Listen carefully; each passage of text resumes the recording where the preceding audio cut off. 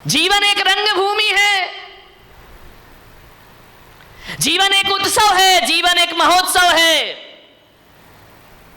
आपसे निवेदन है, रंगभूमि को रणभूमि मत बनाइए, जीवन में रंग भरने का प्रयास करिए।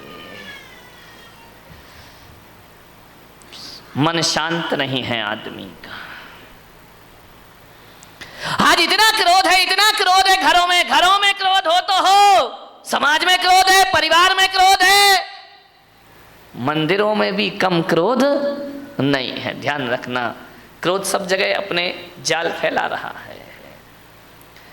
मैं आज जहां तक लोग ये सोचते थे कि छोटा परिवार सुखी परिवार, लेकिन आज मैं देख रहा हूं कि छोटा परिवार दुखी परिवार।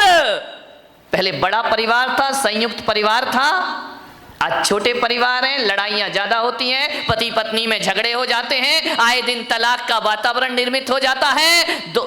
अब झगड़े किससे? आदमी का स्वभाव लड़ना झगड़ना है। जब संयुक्त परिवार थे तो आदमी लड़ता था, झगड़ता था, एक दूसरे से बातचीत हो जाती थी। जहां 4 बर्तन होते थे वहां खटपट तो कौन बोला होती थी और होएगी। मुझे मालूम है मेरे प्रवचन से तुम कोई भी सुधरने वाले नहीं हो, मैं कितना भी बोलूं तुम्हें तो वही करना है जो करना है। लेकिन फिर भी मैं कहता हूं, इस हजारों की जन्मेदिनी में यदि 1-2 परिवार में ही परिवर्तन आ गया तो मेरा बोलना और सार्थक सफल हो जाए। 1-2 लोग ही सुधर गए तो बहुत है। क्लासरूम में बैठा हुआ हर बच्चा 100 में से 100 नहीं लाता है। 2-4 बच्चे होते हैं जिन्हें 100 में से 100 अंक प्राप्त हुआ करते हैं, और जिन्हें प्राप्त हो जाते हैं शिक्षक का बोलना और पढ़ाना और सिखाना सार्थक हो जाए। कोई भी किताब आप उठा करके पढ़ लीजिए, कोई भी अखबार आप उठा करके पढ़ लीजिए, पूरी किताब पढ़ने जैसी किसी भी लेखक की नहीं हुआ करती है। लेकिन एक बात ध्यान है, यदि 100 रुपए 200 रुपए की किताब में यदि 2 पेज ही अच्छे पढ़ लिए गए, 2 पृष्ठ ही बहुत अच्छे हुए, तो वह 2 पेज पूरी किताब की कीमत चुका दिया करते हैं। इतना ध्यान रखिए। बस 2 पेज अच्छी बातें पूरे प्रवचन में घंटे भर में 1-2 बातें अच्छी हुआ करती हैं, बाकी तो बातों की बारात हुआ करती है। ध्यान, 1-2 बात ही जीवन को बदल दे तो मेरा बोलना और तुम्हारा सुनना सफल हो जाता है। हर जगह क्रोध है, आज क्रोध ज्यादा है। परिवार छोटे हैं, क्रोध बढ़ रहे हैं। पहले क्रोध होता था 10, 15, 20 लोग, 50 लोग एक घर में रहा करते थे, और जब एक घर में रहते थे तो एक को क्रोध आता था, दूसरा संभाल लिया करता था। एक पे गुस्सा निकलता था, दूसरा उसे शांत कर दिया करता था। यदि बुजुर्गों ने किसी को डांट दिया तो मम्मी उसे पुचकार लिया करती थी, मम्मी ने डांट दिया तो चाची पुचकार लिया करती थी, चाची ने डांट दिया बुआ उसे सीने से लगा लिया करती थी। मत रो, चलता है, कोई बात नहीं है। क्रोध बट जाता था। अब तो हम 2 और हमारे नहीं, वो 2 भी नाम के ही हैं, एक पूना में पढ़ रहा तो एक बंबई में पढ़ रहा है। हम 2 और हमारा कोई नहीं है। ध्यान रहे, पति पत्नी रहते हैं।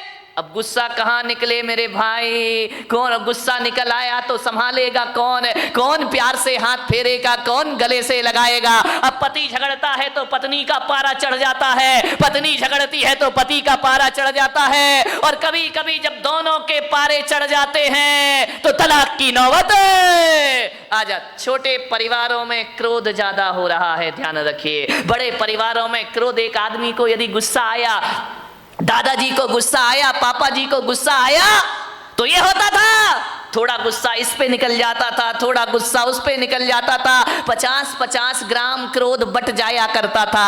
अब जो क्रोध आता है वो तो पूरे थोक के भाव में क्रोध आता है, पूरा क्रोध एक पर ही बरस जाता है। ध्यान, बड़ी दिक्कतें हो गई हैं। एक आदमी बड़ा दुखी हो गया, शादी कर ली, पति पत्नी है, भगवान के पास पहुंचा, जाकर भगवान को प्रणाम किया, भोलेनाथ से बोला कि महादेव कोई मन्नत दे दो। महादेव ने कहा, मांग, क्या मन्नत मांगता है? बोले, बाबा इतना परेशान हो गया हूं, इतना परेशान हो गया हूं, अब एक ही मन्नत मांगता हूं, मुझे शादीशुदा से कुंवारा कर दो वापिस।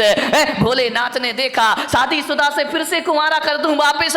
भोलेनाथ ने कहा, निकल यहां से बाहर। अरे बोले बाबा ये कैसी बात है कि आप मुझे बाहर निकाल रहे हो, मेरी मन्नत पूरी करो। भोलेनाथ ने कहा कि मैं मन्नत तो पूरी कर दूंगा, लेकिन पागल है तू, मन्नत नहीं तू जन्नत मांग रहा है, जन्नत में तुझे शादीशुदा को कुंवारा कर दो, ये मन्नत नहीं ये जन्नत की डिमांड हुआ। ध्यान रखना, तुम्हारा घर जन्नत बन सकता है, इसमें कोई भी डाउट नहीं है। थोड़ी सी समझदारी अपने अंदर रखिए, समझदारी आ गई तो घर को जन्नत बनने में ज्यादा देर नहीं लगा करती है। ध्यान रखें। मान्यवर, आपसे निवेदन है, बड़ा परिवार था, सुखी था, आज छोटा परिवार है, दुखी है, एक ही बेटा है। अब बोलो भाई साहब प्रवचन में क्यों नहीं आते, क्या करें महाराज, दुकान जाना पड़ता है, दुकान खोलना पड़ता है, बेटे को बिठा, बेटा पूना में पड़ता है। अब बताओ, अब आपका एक ही लड़का, मुझे तो अपना भविष्य खतरे में दिखाई देता, तुम्हारा दिखाई दे या नहीं दे, आपका एक ही बेटा है। मैं बच्चे को ये नहीं कह सकता तू सन्यास ले ले, बच्चे को मैं ये नहीं कहता तू दीक्षा ले ले, अब किसे सन्यास देंगे? तुम्हारा सहारा तो एक ही है।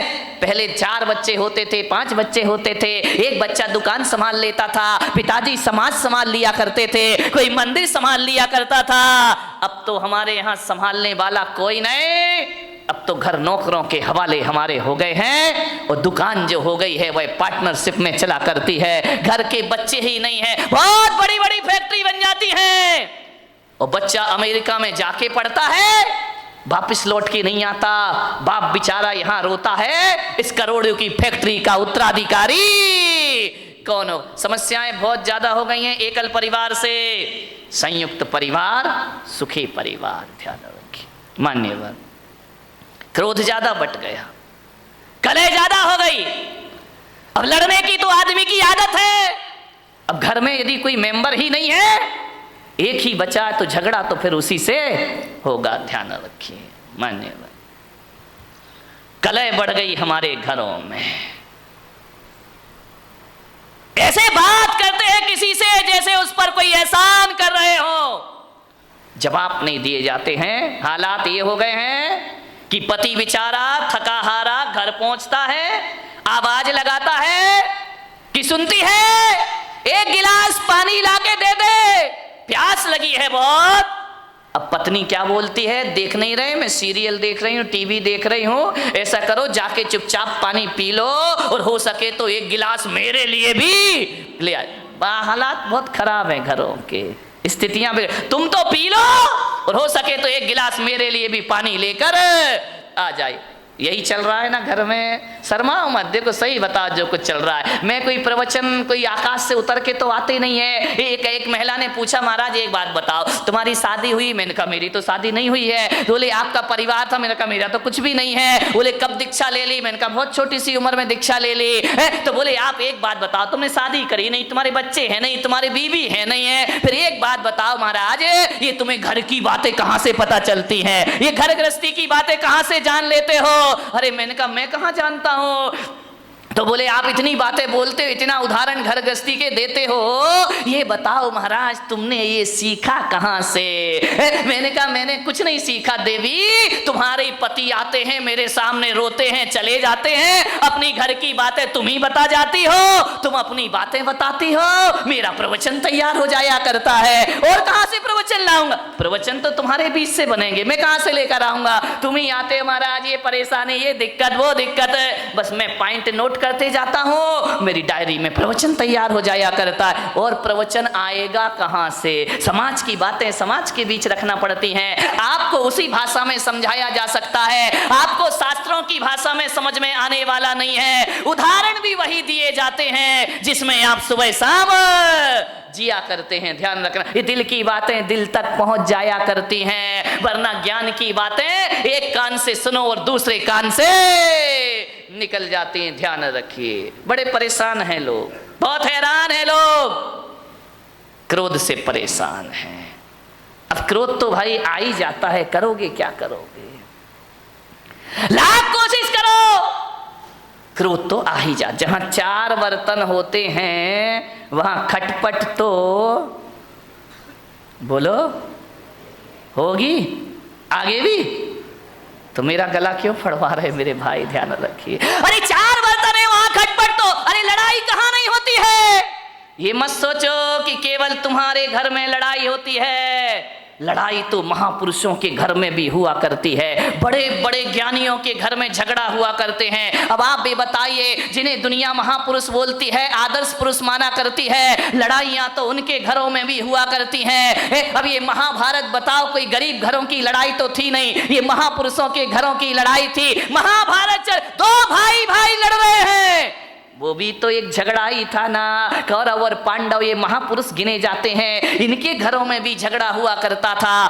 रामायण में सिंहासन को लेकर के झगड़ा हो गया, राम के घर में भी झगड़े होते हैं, दुर्योधन के घर में झगड़े हुआ करते हैं, युधिष्ठिर के घर में झगड़े हुआ करते हैं। झगड़ा कहां नहीं होता मेरे भाई। भरत बाहुबली का ये झगड़ा नहीं तो क्या था, ये भी तो एक झगड़ा था। ये मोक्षगामी लोग, ये सम्यक दृष्टि लोग, यहां इनके घरों में भी झगड़े होते थे, और बड़े आदमियों के घरों में भी झगड़े होते हैं। आदमी तो गाली ही गाली बोलता है, हर चीज पे गाली बकता है, बिना गाली के बातों की शुरुआत। कई का तो गाली तकिया कलाम बन जाता है, हर बात पे 4 गाली बका करता है। मैंने कहा यार, जितनी भी गाली इस देश में है वो महिलाओं के नाम से सारी गाली है, माँ के नाम से, बहन के नाम से, बाप और भाई के नाम से कोई गाली इस देश में नहीं है। मैंने कहा इतनी सारी गालियां महिलाओं के नाम से क्यों है इस देश में। विचार किया कि महिलाओं को गाली आती है लेकिन ये गाली बका नहीं करती हैं, लेकिन आदमी 24 घंटे गालियां दिया कर। ध्यान रखिए मान्यवर, किन बातों पे झगड़ा होता है हमारे घर में। छोटी सी मानसिकता, बस संकीर्ण प्रवृत्ति हमारे यहां झगड़े को जन्म देती। हकीकत बताऊं, जीवन में 90% झगड़े फिजूल के हैं। देखना, कोई सिर पैर नहीं उन बातों का, कोई दम नहीं, कोई सेंस नहीं उन बातों में। जिन बातों में आदमी झगड़ पड़ता है, लड़ लेता है, मारपीट शुरू हो जाती है, दुश्मनी का संद ठिकरों के लिए आदमी लड़ता है। मान्यवर, आप यदि क्रोध करने के बाद यदि शांत हो जाएं और एकांत में बैठकर सोचें, यार मैंने जो झगड़ा किया है ये लड़ने जैसी बात थी या नहीं थी, तो 90% बातें ऐसी हैं जिनका कोई वजूद नहीं हुआ करता है, उसमें आदमी झगड़ा कर लिया करता है। थोड़ी सी गलतफहमी आ गई, आदमी झगड़ा कर लेता है, थोड़ी सी शंका आ गई, आदमी झगड़ा कर लिया करता है।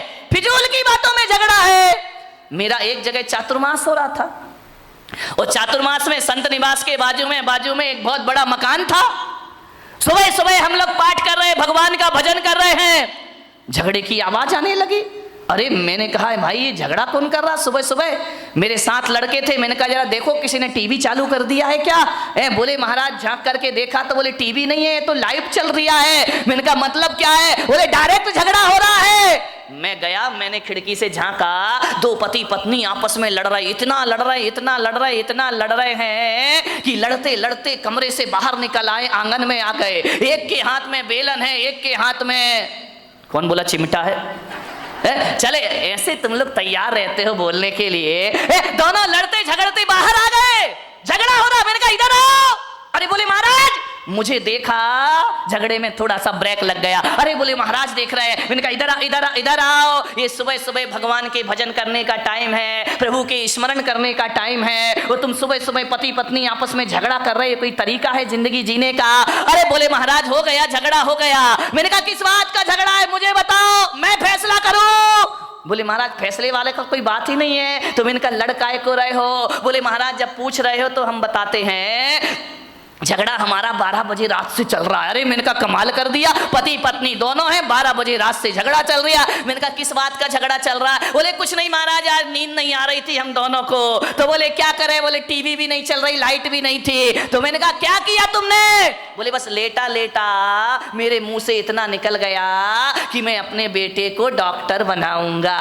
पत्नी ने सुना, खबरदार तुम्हारा बेटा डॉक्टर नहीं बनेगा, तुम्हारा बेटा इंजीनियर बनेगा। तो मैंने कहा यार तू इतना क्यों बोलती। जब मैंने कह दिया मेरा बेटा डॉक्टर बनेगा, पत्नी ने कहा कोई तुम्हारा अकेला हक नहीं है, मेरा भी हक है, मेरा बेटा अब फिजूल की बात है, इस पे झगड़ा बढ़ गया। बोले देखता हूं कैसे डॉक्टर बनाएगा। बोले मैं भी देखती हूं कैसे इंजीनियर बनाएगा। झगड़ा बढ़ते जा रहा, बढ़ते जा रहा, बढ़ते जा रहा। बोले बढ़ते बढ़ते हाथापाई पर आ गए हम लोग कि डॉक्टर ही बनेगा, इंजीनियर ही बनेगा। इतना झगड़ा, बोले सवेरे के 4 बज गए लड़ते लड़ते। बोले देख तू ज्यादा बातें मत किया कर मेरे से, जब मैंने बोल दिया कि मेरा बेटा डॉक्टर बनेगा तो बनेगा। पत्नी ने कहा मैंने बोल दिया मेरा बेटा इंजीनियर बनेगा तो बनेगा। रात भर झगड़े। मैंने कहा एक बात बताओ, तुम दोनों आपस में लड़ रहे हो, झगड़ रहे हो, एक बार बच्चे की मर्जी भी पूछ लो कि तुझे क्या बनना है। बच्चे से पूछना ही नहीं है, दोनों लड़े जा रहे हैं, ये बिना सिर पैर के झगड़े। मैंने कहा बच्चे को बुलाओ बच्चे को, उससे पूछो कि तुझे क्या बनना है। पति ने पत्नी को देखा, पत्नी ने पति को देखा। अरे मैंने कहा बच्चे को बुला के लाओ ना। बोले बच्चा तो अभी पैदा ही नहीं हुआ है। तेरे की आदमी, बच्चा यदि पैदा हुआ तो डॉक्टर बनाएंगे। फिजूल की बातों का झगड़ा है।